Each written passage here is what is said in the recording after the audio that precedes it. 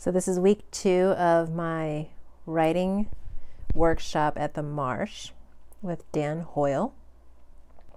And specifically, it's performative writing. I want to use that word because I'm so excited to have discovered it. Today's also my birthday, and it was just a great way to spend this day to continue the momentum of last week. And these are sort of becoming my little mini journals of that experience.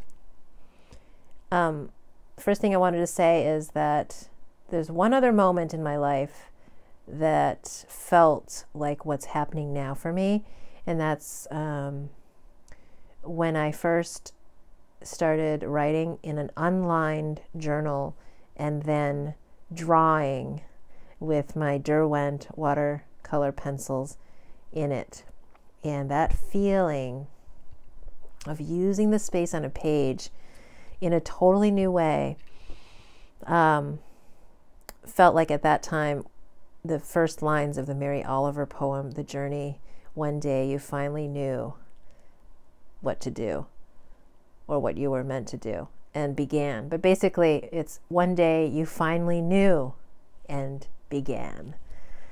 And at that point, that was the beginning of my art practice. That was 2014, late 2013. So 4.5 to 5 years ago. And many of you know how that blossomed.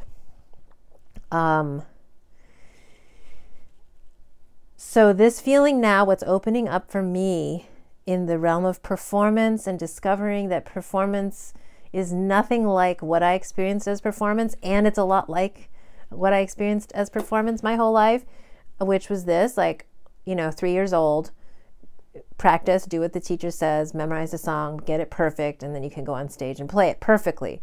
So that concentration and that single-mindedness and that determination and that owning of the space of the stage is very, very familiar to me, and it's actually my happy place. Another one of my happy places, the other one being this room where I work creatively. But it's that realm of it's all me. And growing up, it was about being in control.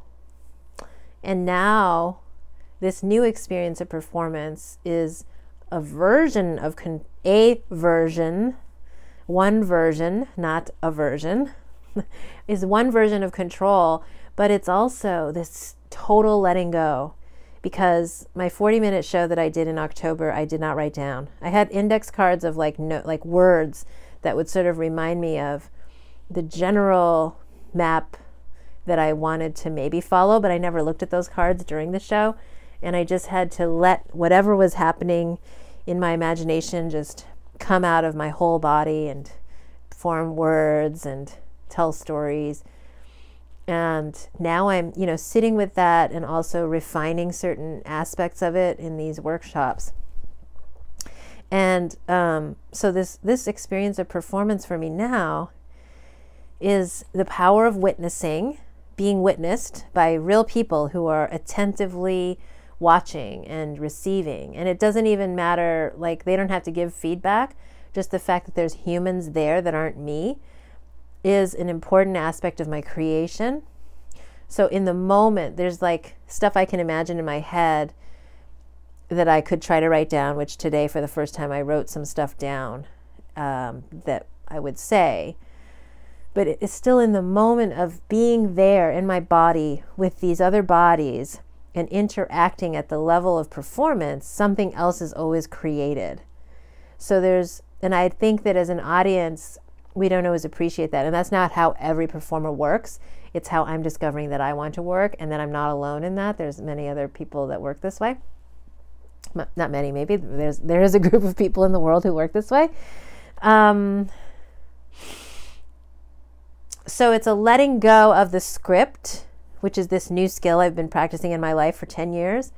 But also having an idea and something that I want to say and playing within that realm of how I want to say it or how I could say it, and just using the performance space as a way to experiment with it and feel how it is. And that's how the decisions are made. It can't be made on paper, in a meeting, or in my head.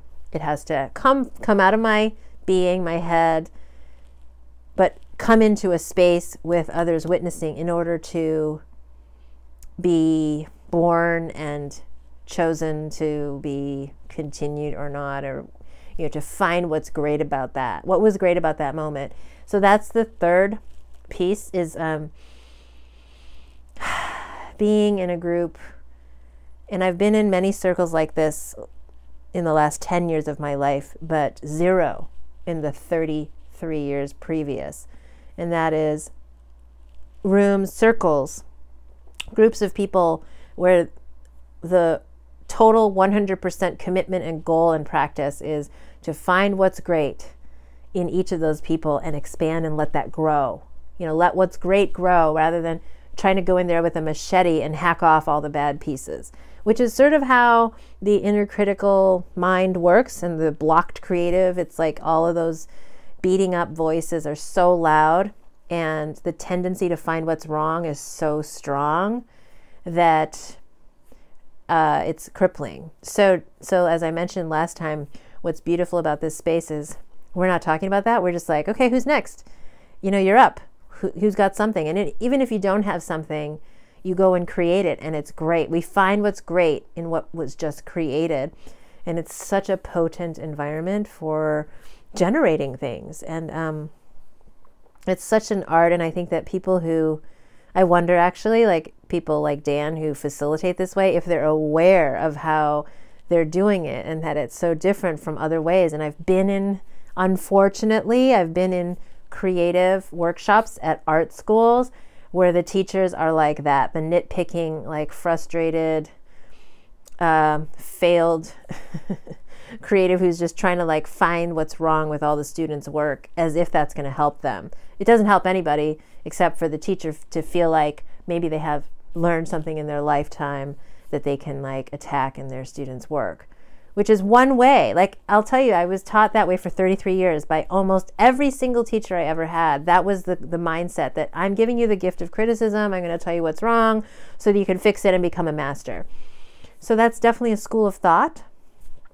And now I'm just seeing more and more clearly and consistently in my own life that my natural essence is to respond. It's hard to say what's natural. I'm actually, since I've been conditioned from such a young age to receive criticism as a form of love, I've watched my brain morph into something that can actually receive praise and believe it, or not have to believe it, but just actually take it in as genuine. For my whole life, I've always been very skeptical of praise, and now it's like I can hear that as a response from someone that's real. Like, wow, I really resonated with what you're doing. Keep going. I take it as that message of like, keep going, keep coming up with ideas and choosing the ones that feel like what you want to do.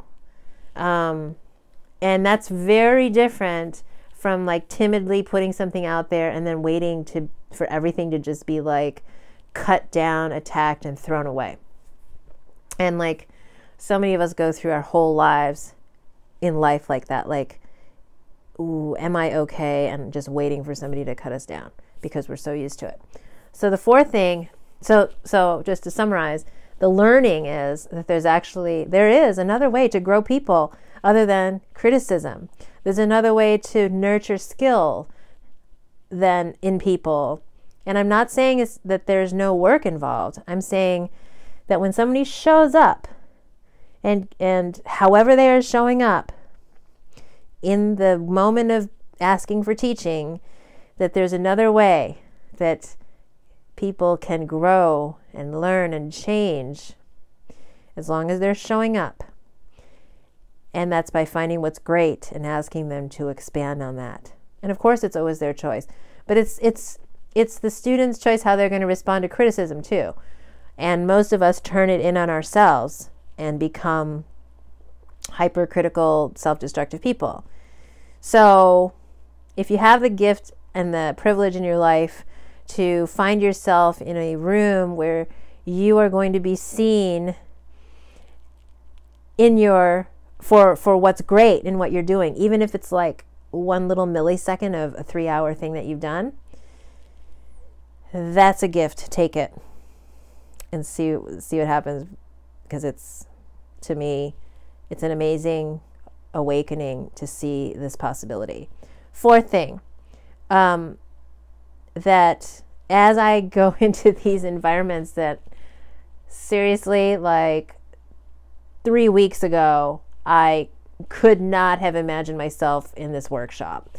It was the farthest thing from my imagination to go and like do this. But even after doing my show, I really didn't think that it was something I would develop in a theater context with, you know, totally creative feedback. But it is so clear each time I go that these are my natural abilities of speaking and writing, performative writing, not writing, which I do, but are not so alive for me. But performative writing, finding story by telling story.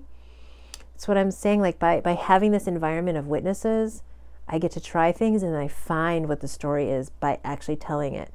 And then seeing beyond or beneath the surface of things, which is what all my stories are. It's not just like the boring linear Hollywood story structure of like character does this and has this conflict. I just refuse to just conform to that, because to me it's like, no, I'm not going to do it. I'm going to tell a psychological story and have like, you know, these layers. And it's going to be personal. At this point in my life, I have zero desire to tell fiction. I have so much in my actual life experience and what I know about my lineage that needs to be told, that is so rich and so relevant to our culture right now, that I don't need to veil it in fiction. And I have no interest in writing for a mass audience of consumption of media. I write for me, and I write for the audiences that I'll find to receive that story. And that writing, the final kind of like natural ability for me is this finding and choosing of the details that make a story that I want to tell. So these are all confidences that I'm building through each experience, and it's just so exciting that I wanted to record it and share this feeling of, yes, empowerment that comes from, yes, the theater process, but I don't think it can be generalized as like, oh, this is what happens to everybody when they do theater. I think at some level it does. Speaking and embodying and acting and getting in front of witnesses and creating and finding stories is powerful for every person. But for me, it also taps into something very, very primal and very natural in me that's about voice and body and becoming a different character to voice some of my opinions that I have not found a way to put into the world.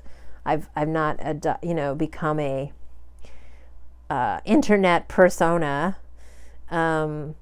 blogger that can get into the Wall Street Journal or whatever. This is my platform to say what I want to say in the way that I've always wanted to say it, and these characters give me the way to say it. So they're not fictional, they're also not me. So that's the awesome news of today, my birthday, 2018.